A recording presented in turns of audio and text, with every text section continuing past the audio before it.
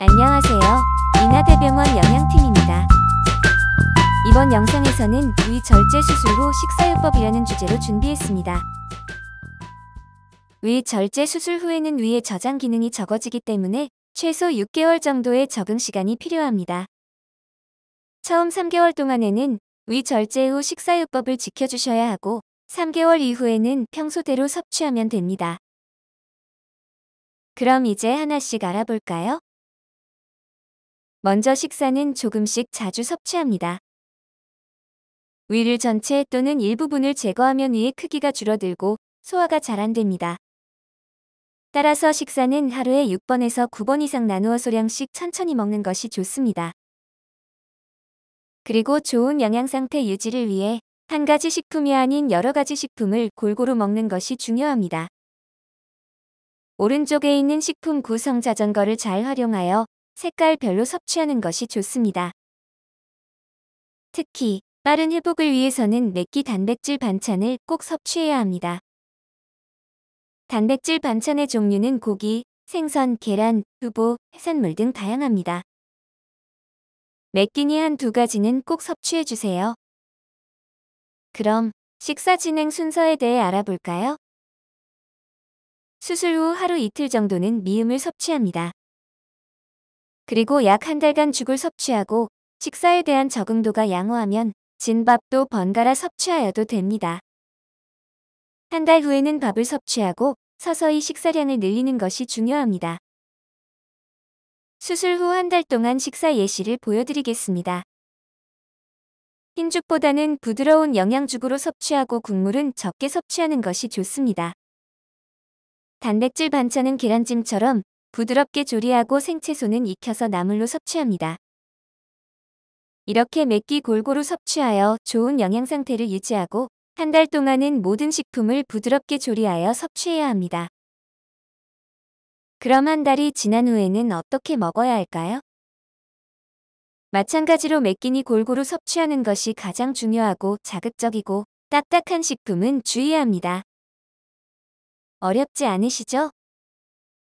식사량이 부족하다면 간식을 통해 열량을 보충합니다. 간식으로 섭취할 수 있는 식품은 화면에 제시된 것처럼 다양합니다.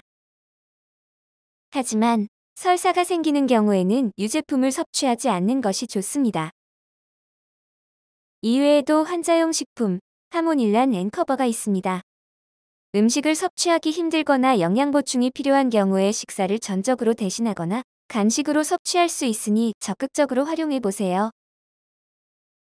위절제 수술 후에는 수분 섭취를 제한합니다.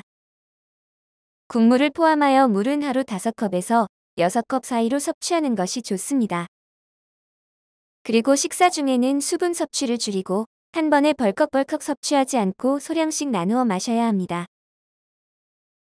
수술 후에는 소화 기능이 약해져 있기 때문에 이런 식품은 주의해야 합니다. 그럼 이런 식품에 무엇이 있는지 자세히 살펴볼까요? 먼저 섬유소가 많은 식품입니다. 잡곡류, 찰밥은 섬유소가 많습니다. 더덕, 도라지, 고구마 줄기, 무말랭이 등 질기고 딱딱한 채소와 말린 채소는 주의하고 생채소는 수술 후 한 달 뒤에 섭취 가능합니다. 과일 중에서도 단감, 홍시, 대추, 파인애플, 귤 속의 껍질은 특히 주의하고 모든 과일은 껍질, 씨 제거하고 섭취합니다. 말린 과일 또한 섬유소가 많기 때문에 소화가 잘 되지 않습니다. 그 외에 거칠고 딱딱한 식품 또한 주의합니다. 거칠고 딱딱한 식품의 종류로는 말린 어육류, 튀김이 있습니다. 또 젓갈, 장아찌, 찌개처럼 맵고 짠 자극적인 식품은 제한합니다. 자극적인 식품의 잦은 섭취는 우리 몸의 점막을 손상시킵니다. 위절제를 하셨다면 덤핑 증후군을 꼭 예방해야 합니다. 덤핑 증후군이란 위수술로 인해 위가 작아지거나 없어져 음식물이 소장으로 빨리 내려가게 되어 발생하는 질환입니다. 덤핑 증후군의 증상은 조기 포만감, 무기력, 식은땀, 두근거림, 구역질, 구토, 설사입니다. 덤핑 증후군을 유발하는 식습관은 다음과 같습니다. 첫째, 식사를 빨리 하는 경우, 둘째, 과식을 하는 경우. 셋째, 농도가 높은 소금이나 설탕 등 달고 짠 음식을 섭취하는 경우. 넷째, 식사 중에 국물이나 물 등 수분을 많이 섭취하는 경우입니다. 그럼 덤핑 증후군을 예방하는 식습관은 무엇이 있을까요? 첫째, 덤핑 증후군 예방을 위해서는 식후 30분 정도는 비스듬히 등을 기대고 쉬는 것이 좋습니다. 둘째, 식품을 소량씩 자주, 천천히 먹는 것입니다.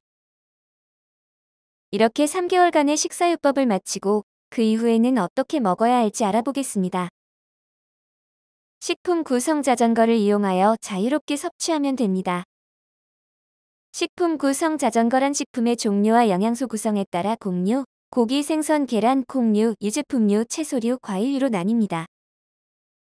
이렇게 5가지 식품군을 이용하여 골고루 섭취하는 것이 중요합니다. 조금 더 자세한 내용은 암 환자의 영양관리 편에서 확인해주세요. 자, 지금부터는 여러분이 평소 궁금했던 내용에 대해 답변하는 시간을 준비해 보았습니다.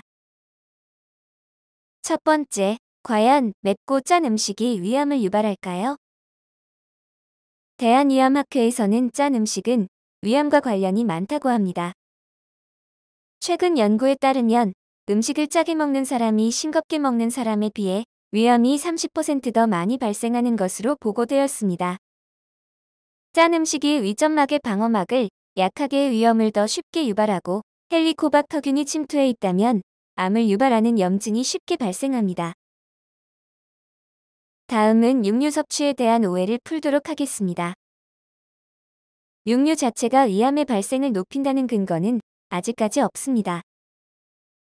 수술 후 육류 섭취를 제한하면 빈혈이 많이 생기므로 빈혈을 예방하고 수술 후 빠른 회복을 위해서 적당량의 육류 섭취는 권장합니다.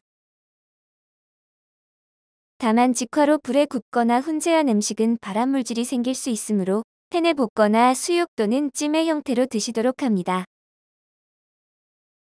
세 번째는 술입니다.